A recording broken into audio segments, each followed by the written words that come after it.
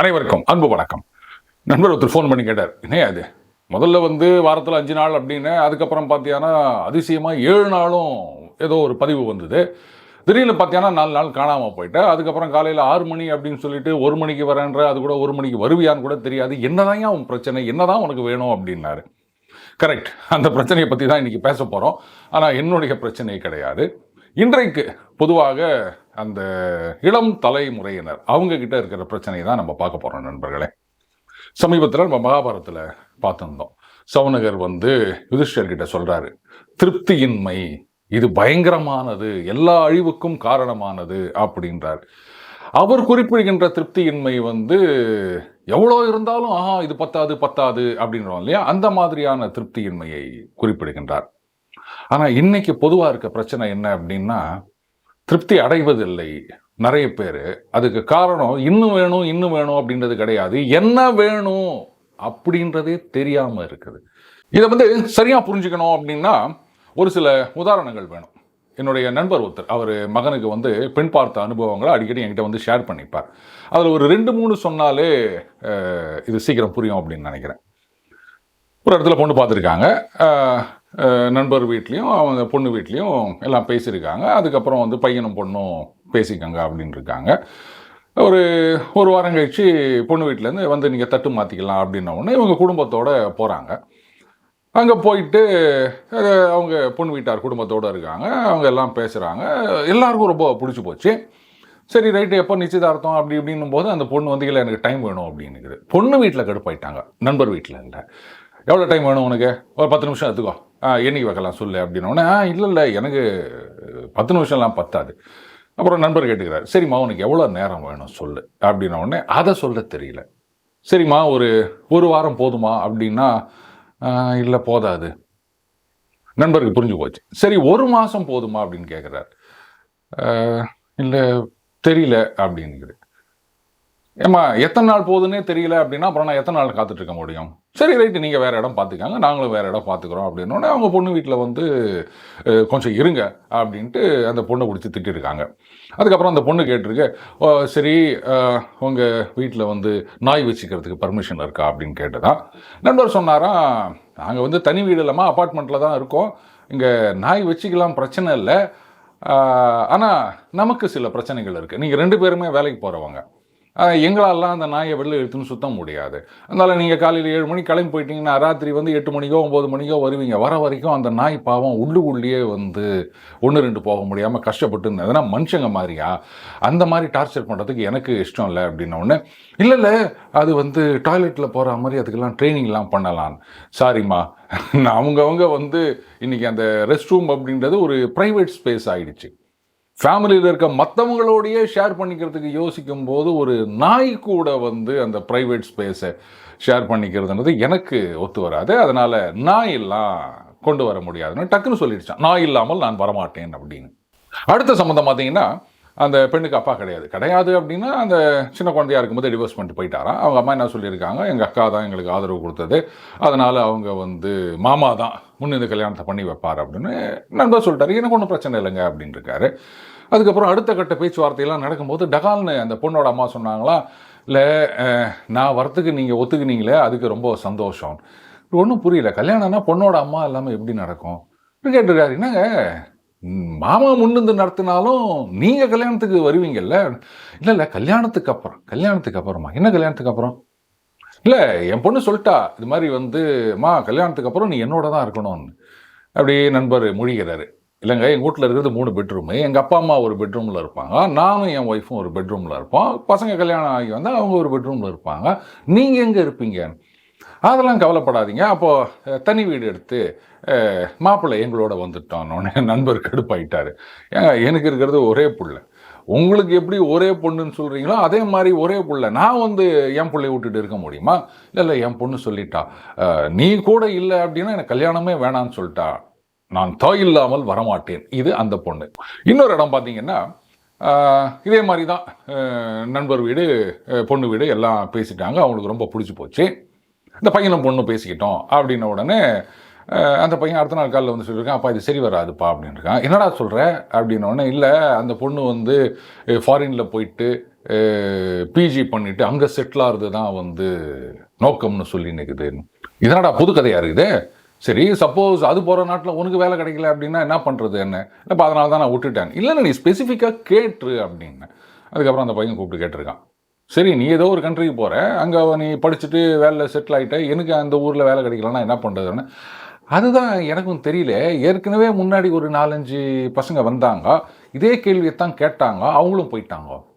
அதுக்கப்புறம் நண்பர் வந்து பொண்ணு வீட்டில் கூப்பிட்டு சொல்லிட்டு இருக்காரு, இது சரிப்பட்டு வராதுங்கன்னு. அவங்க விட மாட்டேன்றாங்க. இல்லை இது என்னங்க இப்போதாங்க வந்து ஃபைனல் இயர், அதுக்கப்புறம் வந்து இந்த இன்டர்ன்ஷிப்பாக அது இன்னும் ஒன்று இருக்குது, அதுக்கப்புறமா வந்து ஒரு 6 மாதம், அதுக்கப்புறம் வந்து எக்ஸாம் எழுதணும், அதுக்குள்ளே எப்படியும் ஒரு 1.5-2 வருஷம் ஆயிரும், அப்புறம் பார்த்துக்கலான்னு நண்பர் கடுப்பாயிட்டார்.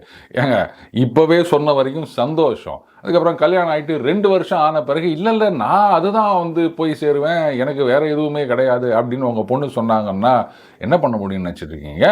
வேணாம், முதல்ல உங்கள் பொண்ணை கன்வின்ஸ் பண்ணுங்க, அதுக்கப்புறமா நீங்கள் எங்ககிட்ட வரலாம் அப்படின்னு இருக்காரு. இதெல்லாம் அடிப்படை காரணம் என்ன அப்படின்னா, எங்களுக்கு அது வேணும் இது வேணும் அப்படின்றது இல்லை.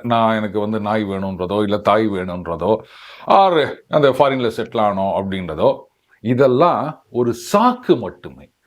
உண்மையில் என்னன்னா என்ன வேணும் அப்படின்றது அவங்களுக்கு வந்து அப்டிராக்டாக இருக்கு. கான்கிரீட்டாக இதுதான் வேணும் அப்படின்னு தெரியல. நம்ம மகாபாரதத்தில் பார்த்தது எவ்வளவு இருந்தாலும் திருப்தி அடையாதது. ஆனால் இங்கே எது வேணுன்றதே அவங்களுக்கு தெரியல. இது வந்து இந்த கல்யாண விஷயங்களில் மட்டும் இல்லை நண்பர்களே. ஒரு ஸ்டோரி டிஸ்கஷனுக்கு போயிருந்தேன். அப்போ வந்து சைடில் ஒரு ஷூட்டிங் நடந்துட்டுருக்கு. அந்த ஸ்கிரிப்டை கொடுத்துட்டு ஒரு 7-8 பேர் இருக்காங்க அதில் நடிகர்கள்.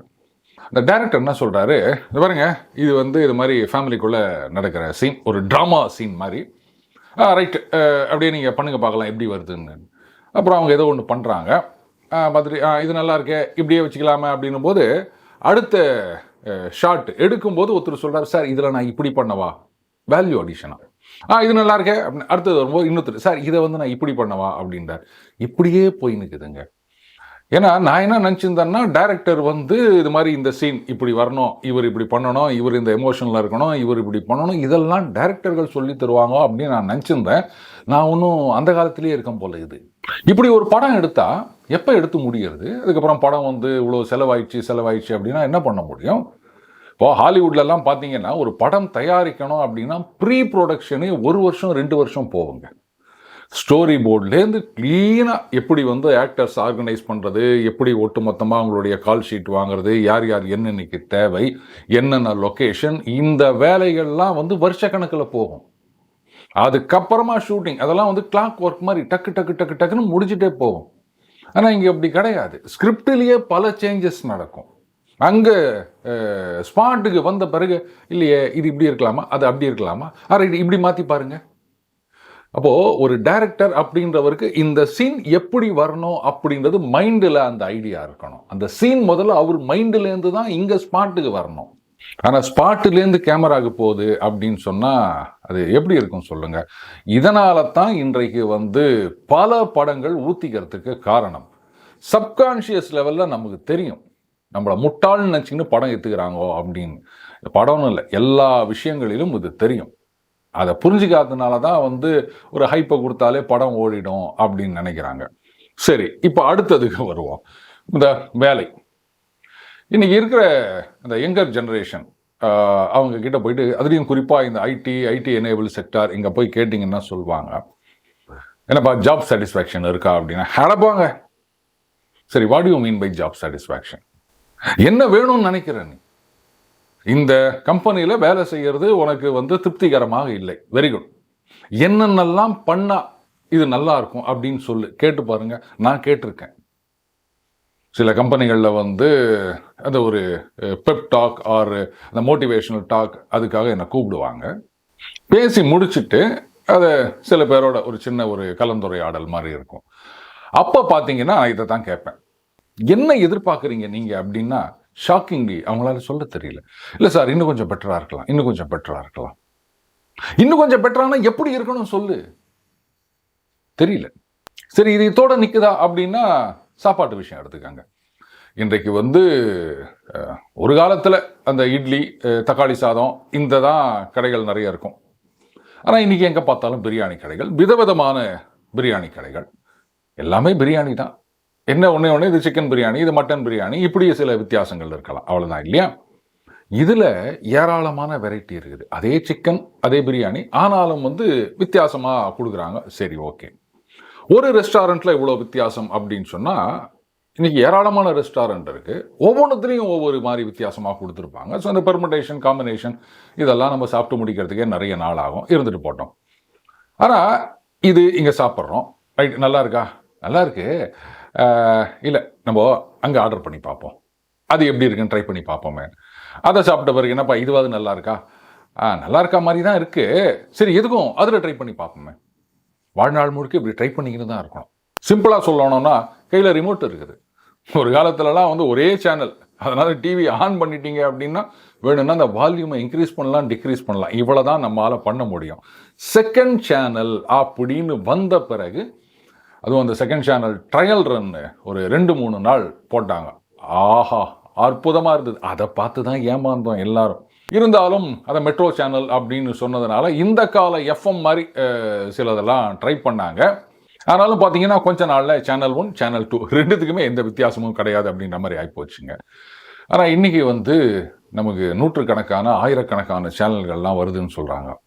எந்த சேனல்லையாவது இந்த பெண்கள் சீரியல் பார்க்குறத விடுங்க, அது கூட பார்த்தீங்கன்னா அட்வர்டைஸ்மெண்ட் வரும்போது கப்புன்னு அடுத்த சீரியலுக்கு தாவிடுவாங்க. ஆனால் எல்லாம் சொல்லி வச்சுருப்பாங்க போல இருக்குது. கிட்டத்தட்ட நம்ம எந்த சேனல் போனாலும் அட்வர்டைஸ்மெண்ட் ஒரே நேரத்தில் ஓடி நிற்குது. இல்லை அட்வர்டைஸ்மெண்ட் மட்டுமே பெருசாக ஓடுது, அதுவும் நமக்கு தெரியல. மற்றபடி எந்த சேனலையாவது ஒரு 10 நிமிஷம் கண்டினியூஸாக பார்க்குறாங்களா சொல்லுங்கள். அதே மாதிரி நியூஸ் சேனல் பார்க்கும்போது இங்கே 4 பேர் சண்டை போட்டுட்டு இருப்பாங்க, இங்கிலீஷில் சண்டை போட்டுனே இருப்பாங்க. திடீர்னு நமக்கு வேற ஒன்றும் ஞாபகம் வரும், கபால் அன்னாட பக்கம் வரும், அங்கே தமிழில் சண்டை போட்டுட்டு இருப்பாங்க. அதுக்கப்புறம் அந்த மலையாள சண்டை, தெலுங்கு சண்டை, ஹிந்தி சண்டை அப்படின்னு யார் யாருக்கு என்ன லாங்குவேஜ் தெரியுமோ அந்த சண்டைகள்லாம் நம்ம பார்த்துட்டு இருக்கிறோம். அதையும் கண்டினியூஸாக பார்க்குறோமா? அடுத்த சண்டை எங்கே நடக்குது, அங்கே போவோம் அப்படின்னு. சரி, சினிமா தான் பார்க்குறோம். இந்த உலக தொலைக்காட்சிகளில் முதல் முறையாக ஒரு சினிமா போடுறாங்களே, அதையாவது நம்ம உருப்படியாக பார்க்குறோமா அப்படின்னா அதையும் நம்ம தொடர்ந்து பார்க்குறதே கிடையாது. சரிங்க, அதில் விளம்பரம் வரும், ஓடிடியிலலாம் விளம்பரம் இல்லாமல் வருகின்றது, எந்த டிஸ்டர்பன்ஸும் கிடையாது, நீ பாட்டுக்கு பார்த்துக்கிட்டே இருக்கலாம். இந்த தேட்டரில் போய் பார்க்கும்போது இன்டர்வல்னு ஒன்று வரும், அது கூட கிடையாது. அதோட கொடுமை, பாதி படம் ஓடிட்டே இருக்கும், அப்போ தான் யாருக்கும் என்னவோ அவசரமாக வரும், எக்ஸ்கியூஸ் மீ அப்படின்ட்டு நம்ம முட்டியை தட்டிக்கினே போவார். இந்த தொல்லையெல்லாம் ஓடிடியில் கிடையாது. அதையாவது ஒரு முழு படம் நம்ம பார்க்குறோமா? இல்லை. ஏன்னா மனசு பரன்னு இங்கேயோ அலையுது. மனசுன்னு சொல்கிறதோட மைண்ட் அப்படின்னு தான் சொல்லணும். இப்போ மகாபாரதத்தில் பார்த்தோம்ல, அறிவில்லாத சாரதி ஓட்டினான் அப்படின்னு சொன்னால் குதிரைகள்லாம் ஒவ்வொரு திசைக்கு ஒரு பக்கம் இழுத்துட்டு போகுமே, அந்த மாதிரி இந்த 5 இந்திரியங்கள் இழுக்கின்றன அப்படின்னார்ல, அதே மாதிரி தான். நம்ம ஒரு சேனலில் ஒரு சினிமா பார்த்துன்னுக்கிறோம் அப்படின்னா அந்த மூளை இருக்கும், நீ சொன்னால் நான் பார்த்துருவேனா, அங்கே போ அப்படிங்கணும். உடனே நம்ம கை அதுக்கு கட்டுப்பட்டது இல்லையா, டகால்னு உடனே அந்த சேனல் வேறு இது அப்படின்னு மாற்றுறது. யூடியூப் எடுத்துக்காங்க, அது இன்னும் மோசம். அப்படியே வரிசையாக ஒரு 10-12 தம்ப்நெயில் காமிக்கும், எதை பார்க்குறதுன்னு தெரியாது, கப்புன்னு எதையாவது ஒன்று அமுகுவோம். அது பார்த்துட்டே இருக்கும்போது எங்கேயாவது ஒரு இடத்துல கொஞ்சம் லேக் இருந்ததுன்னு தெரிஞ்சுன்னா கபால்னு உடனே பேக் பட்டன் அமுத்தி அடுத்தது என்ன இருக்குது அப்படின்னு தேடுவோம். எதையுமே முழுசாக முடிப்பதில்லை நாம். காரணம் என்னன்னா அந்த திருப்தியின்மை. அதற்கு அடிப்படை காரணம் என்ன வேணும் அப்படின்றத நம்மளால டிஃபைன் பண்ணிக்க தெரியல நண்பர்களே. இதுதான் இன்றைக்கு இருக்கின்ற மிகப்பெரிய பிரச்சனையாக இருக்கின்றது. இந்த மைண்டு ரெஸ்ட்லெஸ்ஸாக இருக்கு அப்படின்னு இன்னைக்கு நிறைய பேர் சொல்றாங்க. அதுக்கு முதல் காரணமே அந்த திருப்தியின்மை. எது திருப்தி அப்படின்னு தெரியாத தன்மை. இந்த பிரச்சனையை நீக்கிற வரைக்கும் அந்த ரெஸ்ட்லெஸ்னஸ் அது அப்படியே தான் இருக்கும். அதுக்கப்புறம் அது டென்ஷன், அதுக்கு என்னது ஸ்ட்ரெஸ்ஸு, டிப்ரெஷன், இந்த மாதிரி ஸ்டெப் பை ஸ்டெப்பாக மேலே போயிட்டே இருக்கும். அப்போ இந்த பிரச்சனைக்கெல்லாம் சொல்யூஷன் என்ன அப்படின்னா, முதல்ல பிரச்சனை என்ன அப்படின்றத நாம் புரிஞ்சுக்கணும். அதுதானே முக்கியம். எந்த ஒரு பயணத்துக்கும், அது வாழ்க்கை பயணமாக இருந்தாலும் சரி, இல்லை மற்ற பயணங்களாக இருந்தாலும் சரி, டெஸ்டினேஷன் அப்படின்றது முக்கியம். மதுரைக்கு போகணும் அப்படின்னு நம்ம முடிவு பண்ணிட்டோம் அப்படின்னா பஸ்ஸில் போகலாம், ட்ரெயினில் போகலாம், காரில் போகலாம், ஃப்ளைட்டில் போகலாம், நடந்து கூட போகலாம்.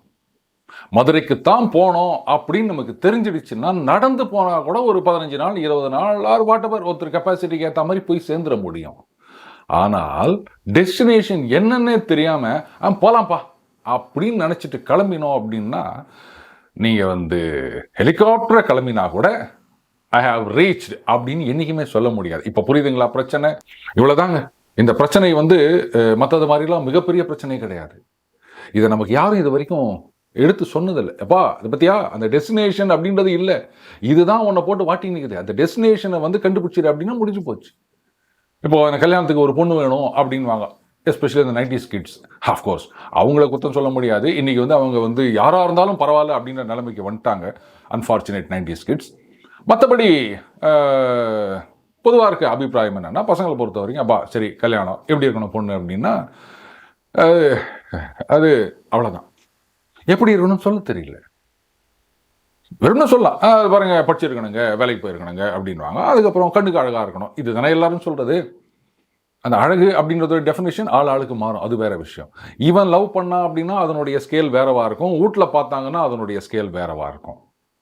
ஸோ அந்த ஸ்கேல் என்னன்றதை முடிவு பண்ணிக்கணும். என்ன வேணும் அப்படின்னு நம்ம முடிவு பண்ணிட்டோம் அப்படின்னா அது எவ்வளவு கஷ்டமாக இருந்தாலும் சுலபமாக அடைய முடியும். எது வேணும்னே தெரியாமல் இருந்தோம் அப்படின்னு சொன்னால் கடைசி வரைக்கும் அலைஞ்சிட்டே இருக்க வேண்டியது தான். நண்பர்கள், ஒரு சின்ன அறிவிப்பு.